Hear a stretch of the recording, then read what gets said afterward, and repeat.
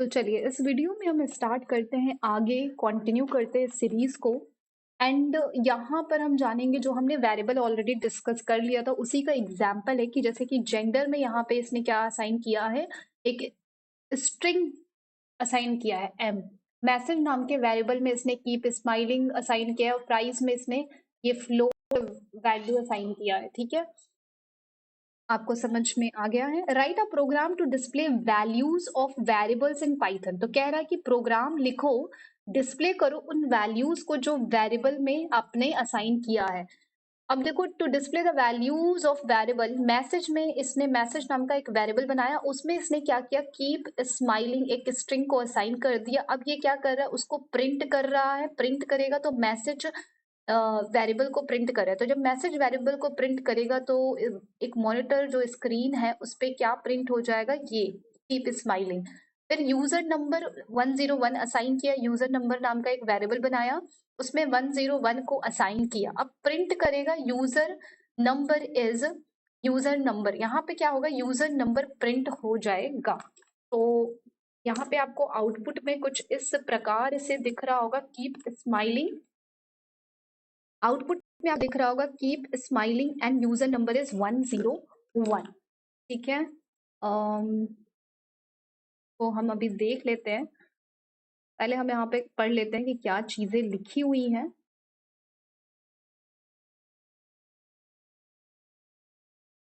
क्या कहने की कोशिश कर रहा है, कह रहा है in the program this the variable message में क्या है कि hold string type value, string type का डेटा है।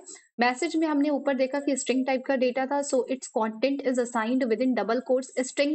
स्ट्रिंग जो भी स्ट्रिंग टाइप का डेटा होगा उसको हम या तो double quote, single quote, triple quote में असाइन कर सकते हैं, and can also be within single quotes, and whereas the value of variable user number is not enclosed in quotes।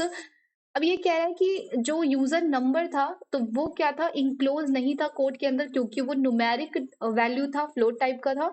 Variable declaration is implicit in Python. अब देखो, variable declaration कैसा है Python में, implicit होता है। इम्प्लिसिट का मतलब है कि पाइथन खुद अपने आप ही वेरिएबल डिक्लेरेशन कर लेता है। हमें मान लो कि अगर हमने दिया x इज इक्वल्स टू 3, तो पाइथन देख लेगा एग्जीक्यूशन टाइम पे, रन टाइम पे, कि खुद ही असाइन कर लेगा कि ये इंटीजर टाइप का वेरिएबल है, तो x का डेटा टाइप वो खुद ही असाइन कर लेगा कि x एक इंटीजर टाइप का डेटा को होल्ड कर रहा है। तो वो अपने आप कर रहा है ना पाइथन, हमें जबरदस्ती नहीं करना पड़ रहा है कि हम यहाँ पे बता रहे कि नहीं, हम यहाँ पे ऐसे लिख के तो बता नहीं रहे कि इंट x इंटीजर टाइप का ही डेटा स्टोर करो x में, ऐसा तो हम कुछ बता नहीं रहे हैं। तो पाइथन अपने आप कर रहा है, इसीलिए उसको इम्प्लिसिट बोलते हैं, जब पाइथन अपने आप ही डेटा टाइप डिसाइड करता है रन टाइम पे कि x में देखता है कि x में क्या स्टोर है। वो देखेगा कि मान लो कि x में मैंगो है, तो वो क्या करेगा, मैंगो नाम की स्ट्रिंग है, तो वो x में क्या करेगा, स्ट्रिंग टाइप का डेटा, मतलब x का डेटा टाइप क्या हो जाएगा, स्ट्रिंग हो जाएगा। ठीक है,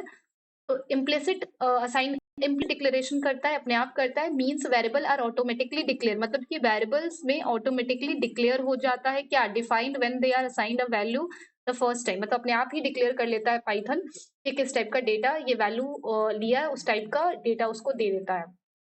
Variables must always be assigned values before they are used in expression, as otherwise it will lead to an error in program। तो variable के अंदर ऑलवेज, हमेशा क्या असाइन होनी चाहिए, कोई वैल्यू असाइन होनी चाहिए उसको हमें रन करने से पहले, नहीं तो क्या होगा कि वो हमें एरर देगा। wherever a variable name occurs in an expression, the interpreter, अच्छा ये कहने की कोशिश कर रहा है कि जब भी आप वेरिएबल नेम को यूज करोगे, जैसे कि मान लो कि x में मैंगो है, तो कहीं भी अगर मैं x का यूज करूंगी तो वहां पे वो मैंगो उस वैल्यू को मुझे देगा, ठीक है, जो उसमें स्टोर है।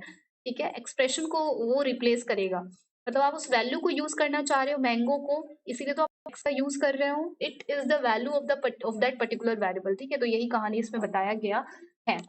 अब हम थोड़ा और इसको देखते हैं कि इसमें क्या प्रोग्राम्स करवाए गए हैं। Write a Python program to find the area of a rectangle given that its length is 10 and breadth is 20 unit. चलिए इसको हम खुद से समझ लेते हैं करके। पहली बात तो ये हमें दिया था प्रिंट कराने के लिए, तो अब हम यहाँ पे पहले प्रिंट करा लेते हैं कि मान लीजिए मैंने क्या किया कि x में, या ले लेते हैं p में मैंने क्या किया, एक स्ट्रिंग असाइन करा दिया मैंगो, ठीक है, मैंगो। और सबसे अच्छा ये लिख लेती हूँ, you are welcome. Welcome, you are welcome, you are welcome. Okay, next में हम करा लेते हैं इसको प्रिंट। तो हमने क्या किया, प्रिंट करा लिया यहाँ पर पी को।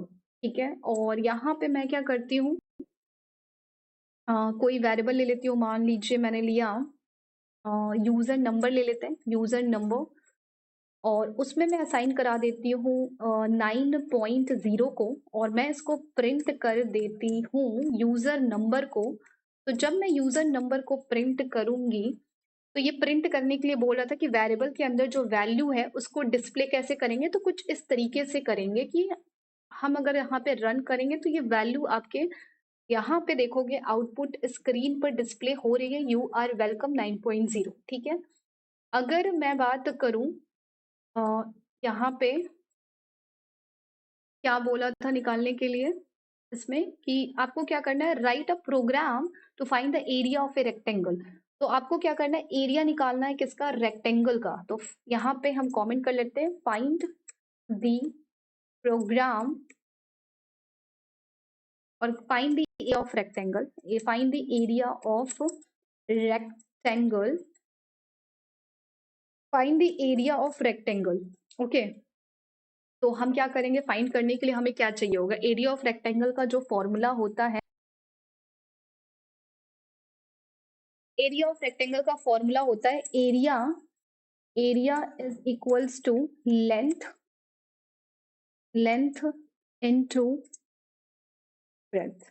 ये इसका, ये क्या होता है इसका, ये क्या होता है इसका फॉर्मूला होता है एरिया ऑफ रेक्टेंगल का। अब हम सबसे पहले क्या करेंगे, हम एक इंटीजर यहाँ पे, सॉरी इंट तो करना नहीं है क्योंकि जो सी लैंग्वेज है तो पहले उनको डिक्लेयर करना पड़ेगा। तो बेसिकली हम क्या करेंगे, एक लेंथ नाम का वेरिएबल मतलब यहाँ पे असाइन कर लेंगे, बनाएंगे, और उसमें हम क्या करेंगे, 10 वैल्यू असाइन कर लेंगे। एक ब्रेथ नाम का वेरिएबल बनाएंगे और उसमें क्या करेंगे, 20 को असाइन करा लेंगे। ठीक है, और हमें क्या करना है, अब हमें प्रिंट करवाना है area, area is equals to length, ठीक है, लेंथ इनटू ब्रेथ। ठीक है, ब्रेथ को प्रिंट कराना, ठीक है, ब्रेथ को प्रिंट कराना है। एंड अब हम यहाँ पे क्या करेंगे, प्रिंट स्टेटमेंट से इसको प्रिंट कर देंगे। जब हम इसको प्रिंट करेंगे तो ये कुछ इस प्रकार से यहाँ पे प्रिंट हो जाएगा। तो ये हमें क्या देगा, 200 देगा। तो ये तो हमें इस तरह से इसने 200 दिया, राइट। हाँ, तो ये मैं आपको समझा देती हूँ इस चीज को, जो चीज यहाँ पे लिखी हुई है कुछ इस तरीके से। ये इस चीज को मैं एक काम करती हूँ, 1 सेकंड का टाइम दीजिए मुझे।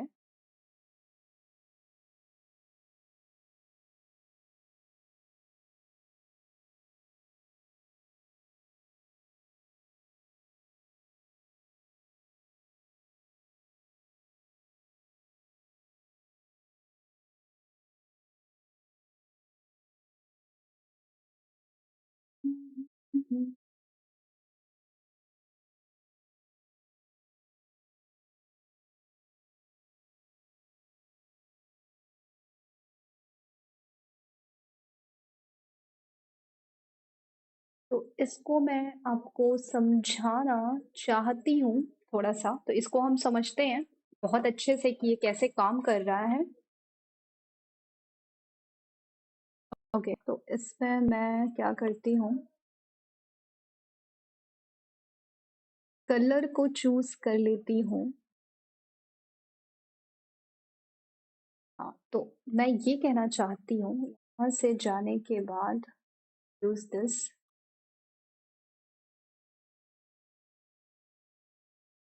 हाँ, तो मैं ये कहना चाहती हूँ कि ये क्या हो रहा है, इसको हम थोड़ा सा बहुत अच्छे से समझेंगे।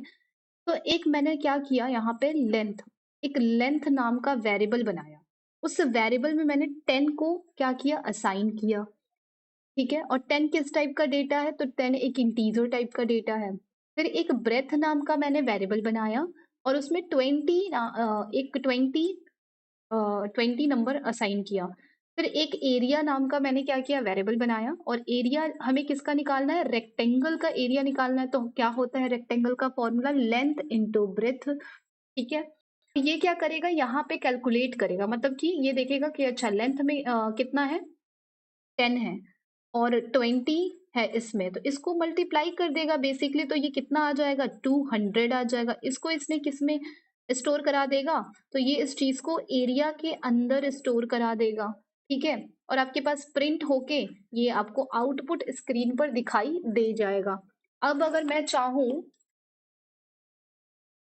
अब अगर मैं चाहूँ कि इसको यूजर जो है वो इनपुट करे, तो यूजर से हम कैसे इसका इनपुट लेंगे कि ये तो हम पहले से डिक्लेयर कर रहे हैं ना, इसमें बता रहे हैं कि 10 असाइन 20। अब मैं चाहती हूँ कि इन वैल्यूज को यूजर जो है वो एंटर करे।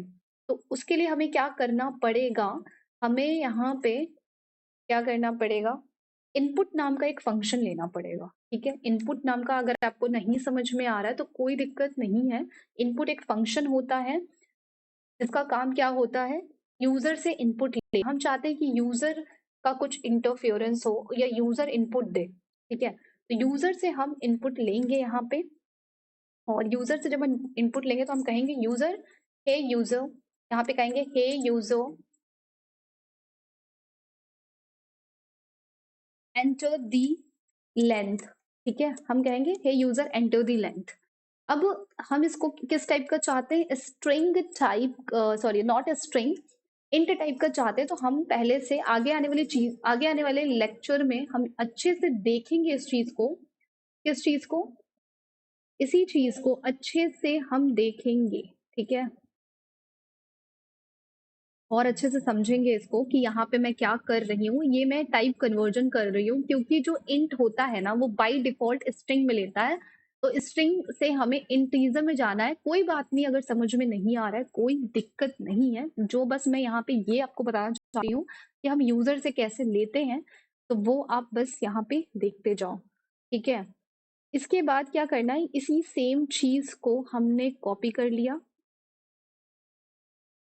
और यहाँ पे हम क्या करेंगे, यहाँ पे हम ब्रेथ कर देंगे।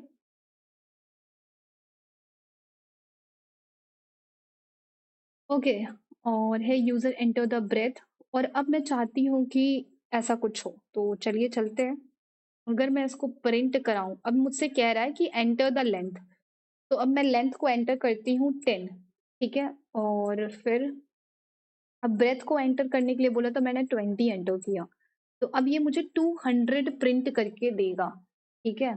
ये कुछ इस तरीके से काम करता है। तो अगर हम इसको कुछ इस तरीके से समझें,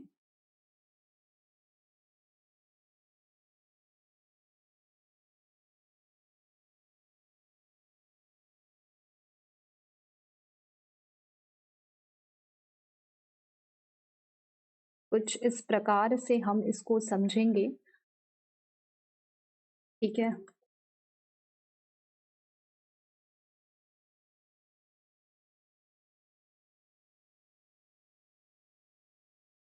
तो मैं थोड़ा सा एडजस्ट कर लेती हूँ।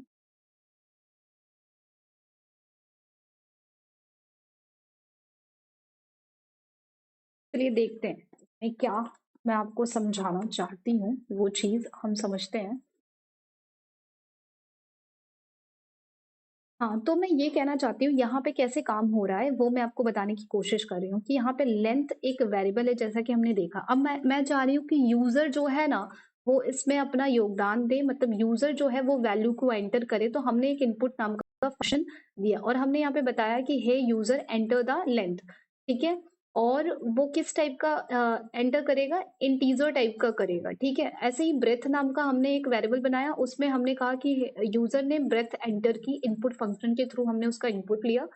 अब एरिया क्या करेगा कि उसको कैलकुलेट करेगा लेंथ इंटू ब्रेथ। तो यूजर ने अगर 10 एंटर किया होगा तो 10, और फिर उसका ब्रेथ में 20 एंटर किया तो 20। अब 10 इंटू 20 का क्या होगा?